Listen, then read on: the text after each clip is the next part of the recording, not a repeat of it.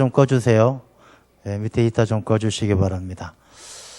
오늘 이렇게 LED 스크린을 새로 설치했는데 보시기에 좋으시죠? 저는 굉장히 부담스럽습니다.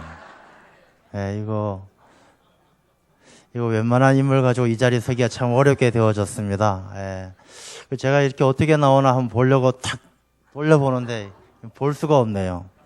옛날 거는 빨리 돌리면 볼 수 있었는데 이건 너무 제품이 좋다 보니까 제 얼굴을 제가 볼 수가 없습니다.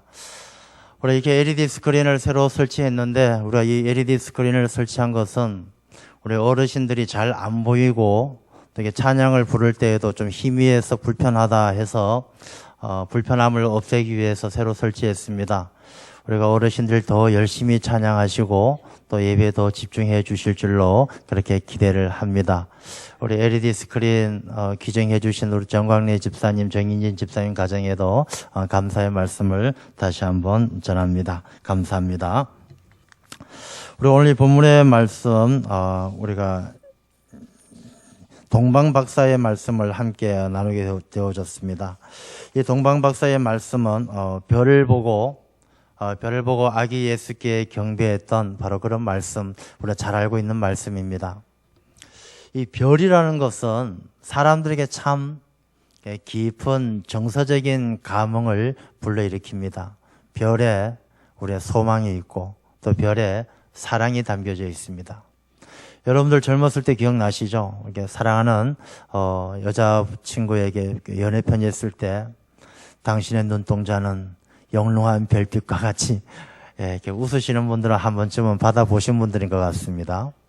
이렇게 별은 사랑도 있고 우리의 추억도 있고 소망도 있는 그런 것이 바로 별이 아닌가.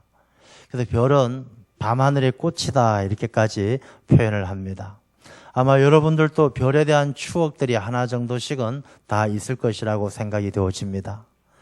저도 별 하면 가장 기억에 남는 것이 한 15년 전쯤 되었을 것입니다.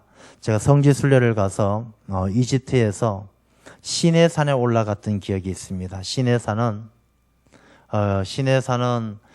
아침에 시내산 정상에서 아침에 뜨는 해를 일출을 보기 위해서 새벽 한 2시 정도에 올라갔어요. 2시 정도 올라가는데 그야말로 밤하늘의 별들이 쏟아지고 있었습니다. 이 별들이 막 쏟아지는 정말 밤하늘에 이 보석 같은 별들이 가득 차 있는 그 모습이 참 아름답고 신비로웠다 그런 기억이 아직 남아 있습니다. 이 별은 보기에만 아름다운 것이 아니라 별엔 의미가 담겨져 있죠. 옛날에도 무슨 큰 일이 일어날 것 같으면 별을 보고 큰 별이 나타나거나 별이 떨어지면 중요한 일이 일어날 것이라는 것을 상징하는 징조로 취급을 받았죠. 그리고 별이 떨어질 때, 유성이 떨어질 때 소원을 빌면 소원을 이룬다. 이렇게 별은 우리에게 단순한 별이 아니라 우리에게 많은 의미가 있고 추억이 있고 사랑이 있는 그런 것이 바로 별이 아닌가 생각을 하게 됩니다. 그래서 시인들은 별을 참 많이 노래합니다. 이 별을 소재로 해서 시를 많이 쓰게 되는 것이죠.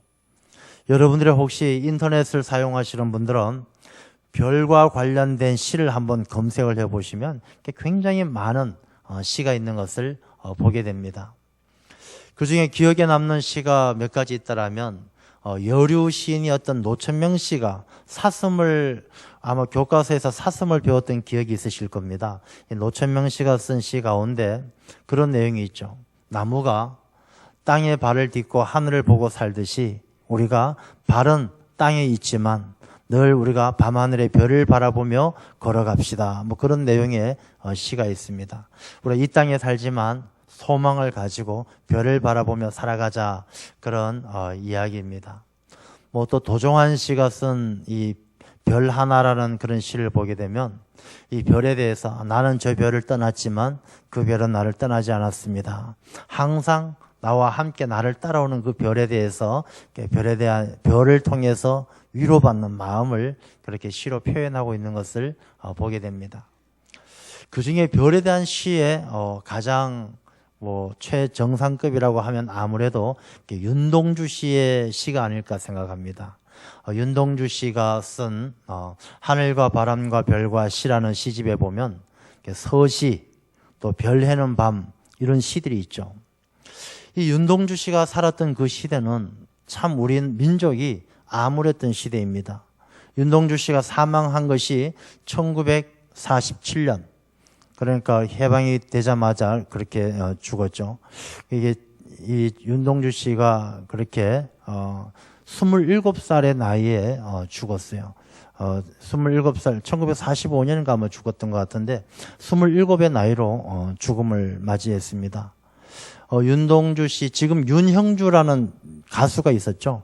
지금도 살아계시지만 장로님이신데 이 윤형주 씨가 윤동주 씨의 육촌 동생뻘 되죠. 윤동주 씨는 원래 용정 출신입니다. 용정은 우리가 지난번 북한 선교 비전 트립 다녀오신 분들은 그 일송정에 올라가 보셨는데 일송정이 있는 바로 그 동네가 용정입니다. 이 용정은 우리나라 사람들이, 우리 민족이 일제시대에 암울했을 때에 그 핍박과 착취를 피해서 많이 이주해 가서 용정에는 우리 민족들이 많이 살았던 곳이 바로 용정입니다. 윤동주 씨는 용정 출신으로 그 용정에서 중학교를 다니죠. 대성중학교. 지금은 용정중학교로 이름이 바뀌었습니다. 이 대성중학교에서 윤동주 씨는 그 당시에 같이 공부했던 사람이 돌아가셨지만 문익환 목사님, 또 정일건 국회의장, 이런 사람들이 다 용정중학교 출신, 대성중학교 출신입니다. 그래서 윤동주 씨는 거기에서 공부를 하고 나중에 연희전문학교, 연세대의 전신입니다. 연희전문학교에서 공부를 하고 일본에 유학 갔다가 일본에서 민족운동을 하다가, 독립운동을 하다가 가전 고초를 겪다가 생체 실험까지 당하다가 27살에 목숨을 잃는 그런 아주 참 힘든 삶을 살았습니다. 윤동주 씨는 참 암울했던, 우리 민족의 힘들었던 시대를 살았던 청년 시인이었습니다. 윤동주 씨 할아버지가 윤하형 씨라고 장로님이세요. 그래서 윤동주 씨는 어렸을 때부터 할아버지의 영향을 받아서 굉장히 신앙생활을 잘했습니다.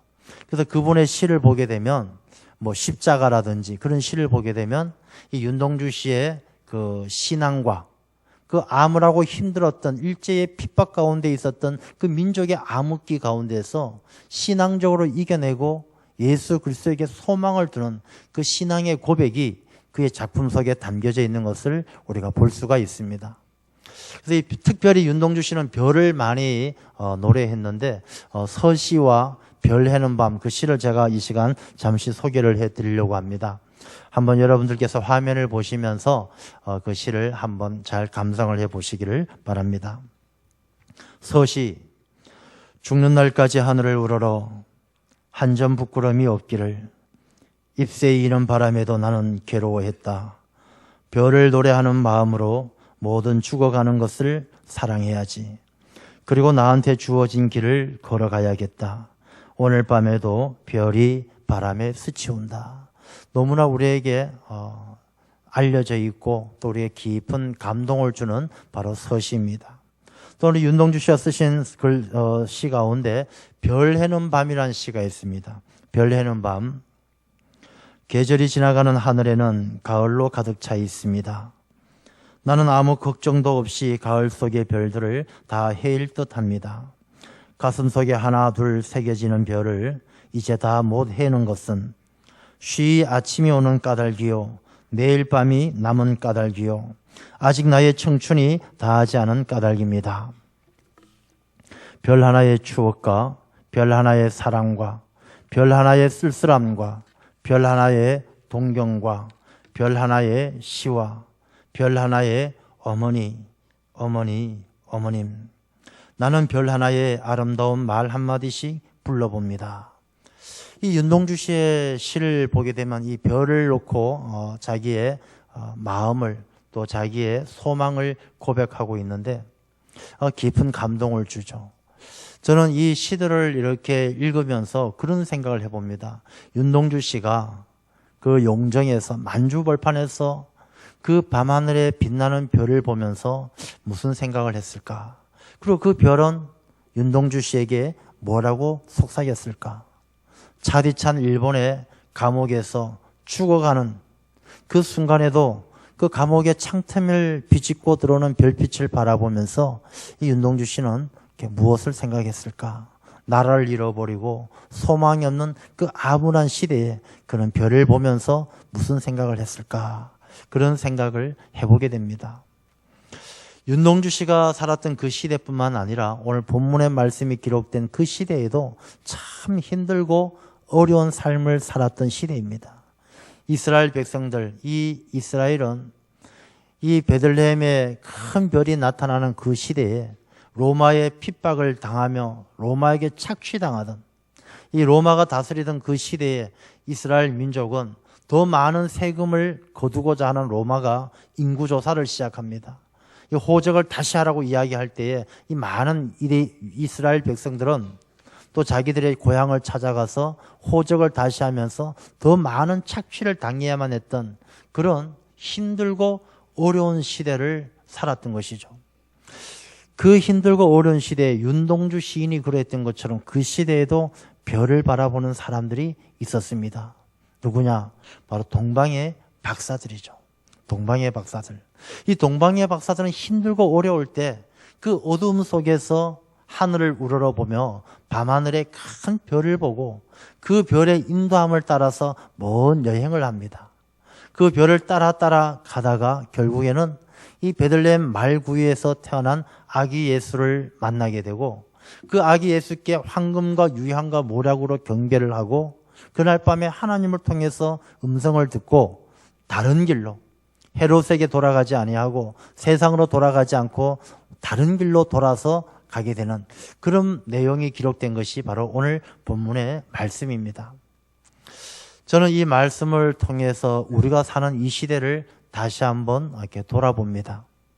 이 동방의 박사들이 살았던 그 시대, 로마의 지배를 받아서 어둡고 암울했던 그 시대, 윤동주 시인이 살았던 힘들고 일제의 지배를 받던 고통의 그 시대, 그때와 지금 살아가는 우리의 시대는 같을까요? 다를까요?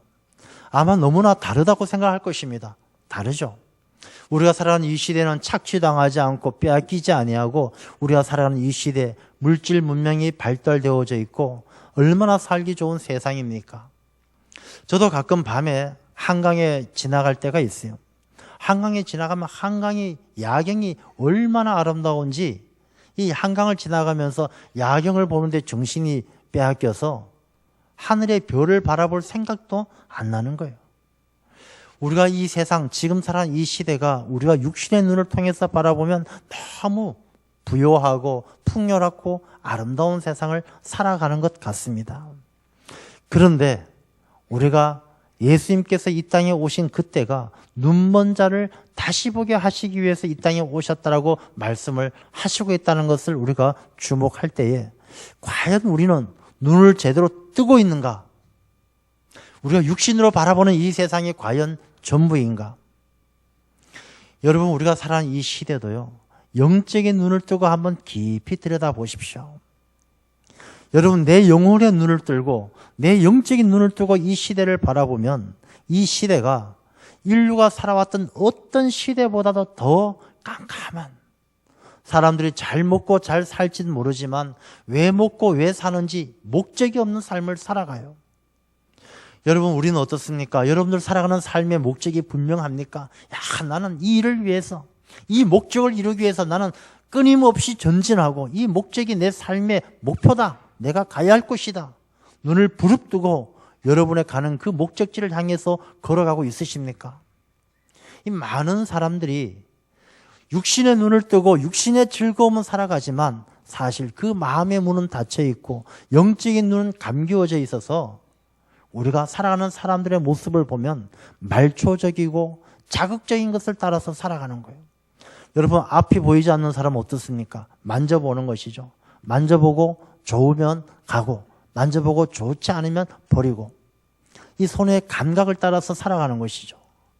오늘 많은 사람들이 영적인 눈이 감겨지니까 자기 육신의 손으로 육신의 감각으로만 살아가는 거예요.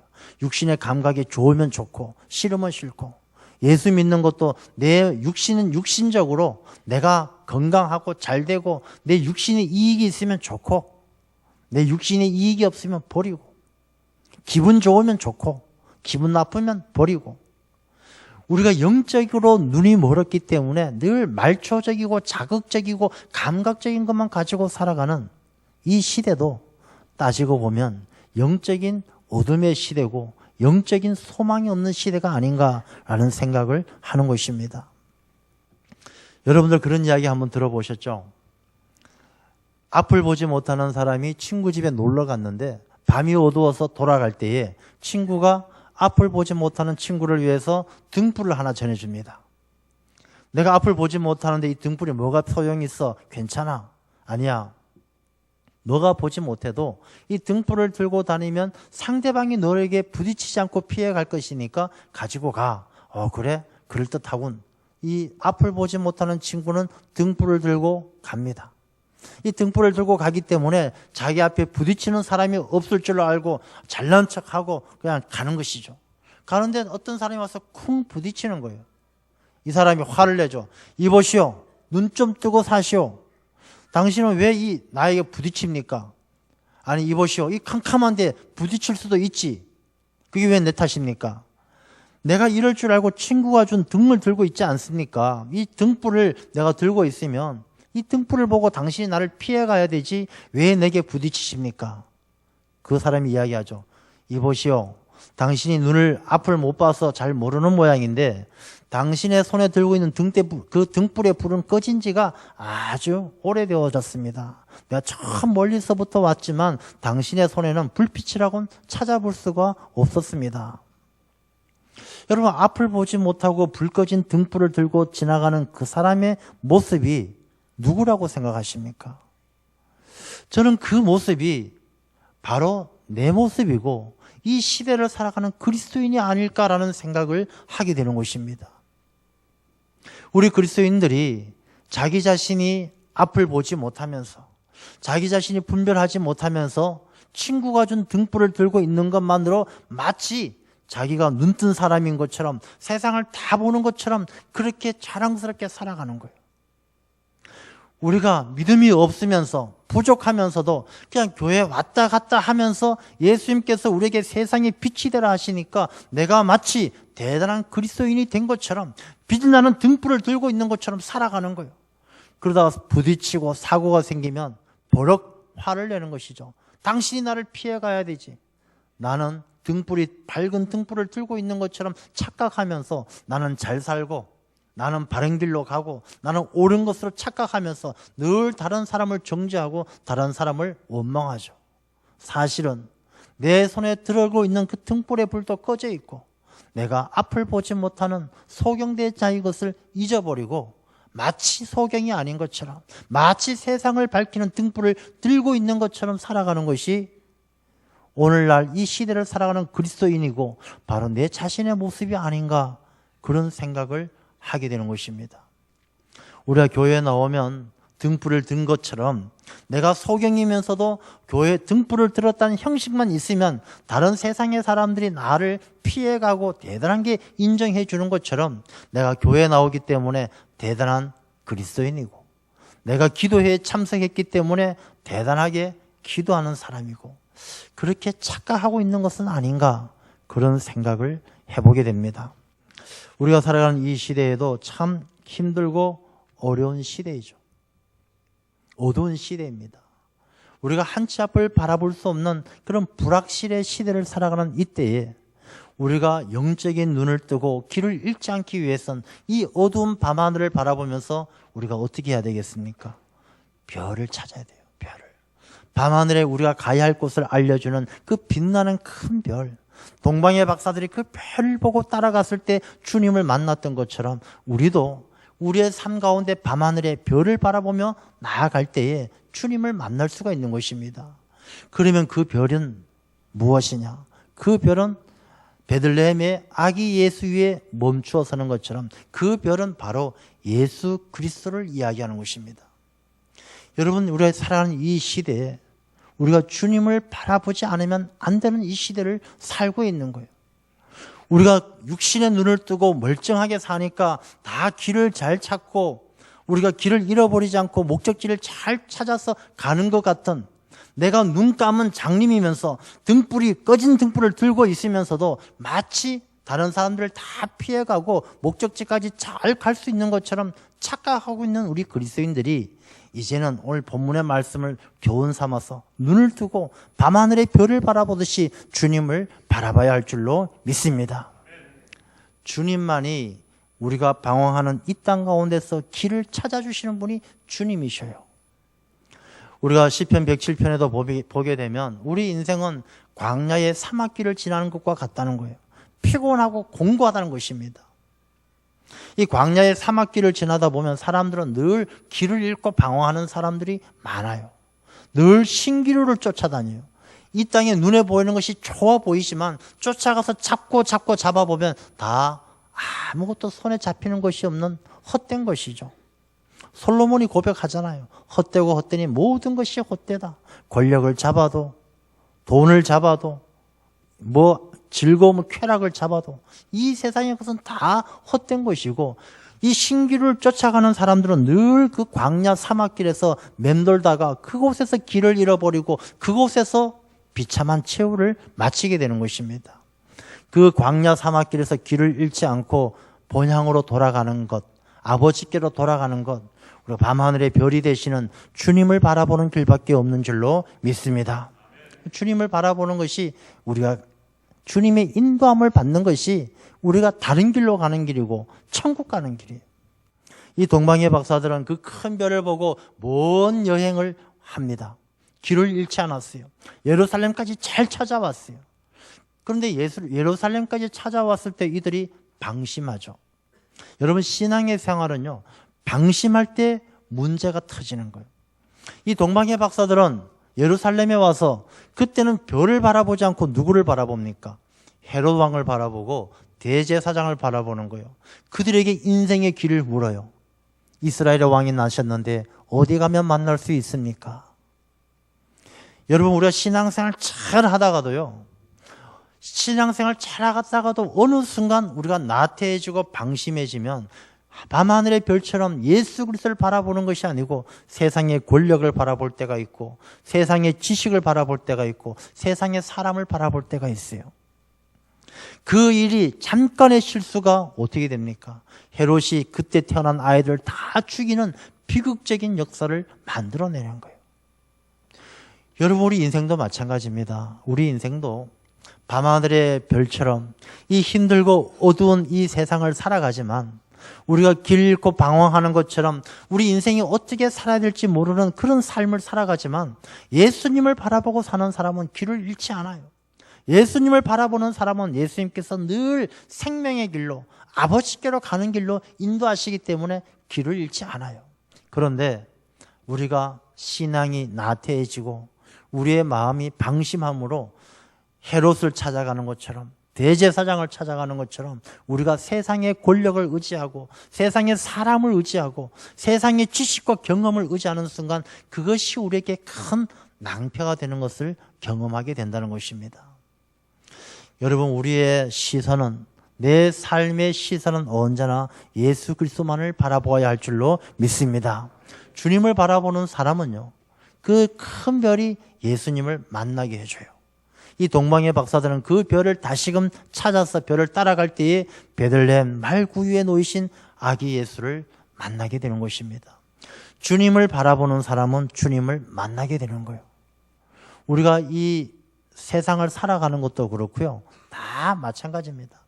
우리가 무엇을 바라보느냐에 따라서 우리가 만나는 인생이 달라요. 우리가 세상의 것을 바라보게 되면 그 사람은 세상의 사람을 만나게 돼요.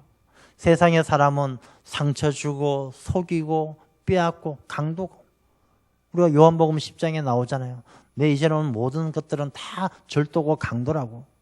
우리가 예수님을 바라보는 사람은 예수님을 만나게 되면 들어가면 나오면 꼴을 얻게 되는 것입니다. 우리가 이 힘들고 어려운 인생살이 가운데 주님만 바라보며 주님을 만날 수 있는, 주님을 따라가는 그러한 삶이 되어야 할 줄로 믿습니다. 예수님을 만난 이 동방의 박사들은요, 예수님에게 황금과 유향과 모략으로 경배합니다. 이 동방의 박사들이 그 먼 길을 온 목적이 무엇이었냐? 예수님께 경배하기 위해서요. 구경하기 위해서가 아니에요. 동방의 박사들이 먼 길을 와서 야, 여기 왕이 나셨네. 이 왕 예쁘게 생겼네. 잘생겼네. 말구유에 났네. 구경하기 위해서 온 거 아니에요. 동방의 박사들은 예수님께 나왔을 때 예수님이 말구유에 있는 것 개의치 않았어요. 그건 문제가 되지 않았어요. 예수님께서 잘생기고 못생기고 문제가 되지 않았어요. 예수님 앞에 모든 자기들의 소중한 황금과 유향과 모략으로 예수님께 경배했어요. 왜? 그것이 예수님을 찾아온 그들의 목적이었기 때문에. 예수님을 경배하고 예수님을 영화롭게 하는 것이 동방박사들의 목적이었기 때문에. 여러분, 우리가 신앙생활하는 목적은 무엇입니까? 여러분들이 이 시간 이 자리에 나와서 예배하는 목적은 무엇입니까? 여러분들이 내가 아픈 몸이 낫고 우리 자녀가 잘 되고 사업이 잘 되고 그것이 목적이라면 아마 여러분들이 이 예배가 여러분에게 큰 기쁨이 되지 못할 것입니다.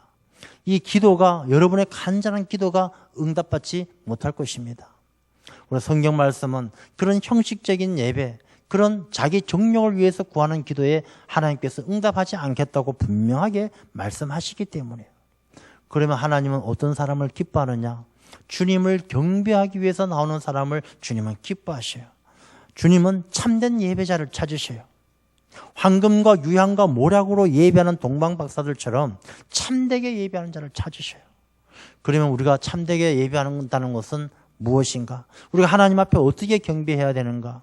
우리가 황금과 유향과 모략은 없지만 먼저 우리가 하나님께 마음을 다하여 주님을 경배해야 돼요. 마음을 다하여. 여러분, 마음을 다하지 않으면 하나님께서 기뻐받지 않으셔요. 하나님은 늘 우리의 마음의 중심을 보는데 우리가 외모로 아무리 꽃단장을 하고 아무리 예쁘게 차려입어도 그 마음을 보시는 하나님께서는 마음 안에 우리가 마음을 다하고 있는지 힘을 다하고 있는지 그것을 보시는데 우리의 외모를 보시는 것이 아니에요. 그래서 우리가 하나님을 섬기고 주의 백성으로 살아간다는 것은 내 마음이 전적으로 전심으로 하나님에게 내 마음을 두고 살아야 한다는 것입니다. 하나님에게 내 마음을 다해서 하나님을 섬길 때 하나님께서는 그 귀한 마음을 보시고 우리를 기뻐 받으시고 우리에게 은혜도 주시고 능력도 주셔요. 여러분, 기도에 응답받지 못하십니까? 우리가 마음을 다해서 기도하지 않기 때문이에요. 여러분, 예배가 은혜롭지 않고 예배가 기쁘지 않으십니까? 내 마음이 딴 데가 있기 때문에 그런 거예요. 우리가 하나님 앞에 나와 예배할 때 마음을 다하여 하나님을 예배할 수 있는 그런 우리들이 되어야 할 줄로 믿습니다. 우리가 마음을 순종하는 마음을 다해서. 우리가 성경 말씀에 보게 되면 주님 앞에 향유를 부어드리는 여인이 있어요. 향유를 부어드리고 머리털로 자기 머리카락으로 주님의 발을 닦아요. 여러분, 그 마음이 느껴지십니까? 얼마나 주님을 사랑하고 주님을 경배하고 싶으면 그 자기 가진 전부의 향유를 부어들여서 자기의 그 귀한 머리털로 그 발을 닦는 그 여인의 마음이 우리에게 있습니까? 그런 마음으로 우리가 주님을 경배해야 되는 것입니다.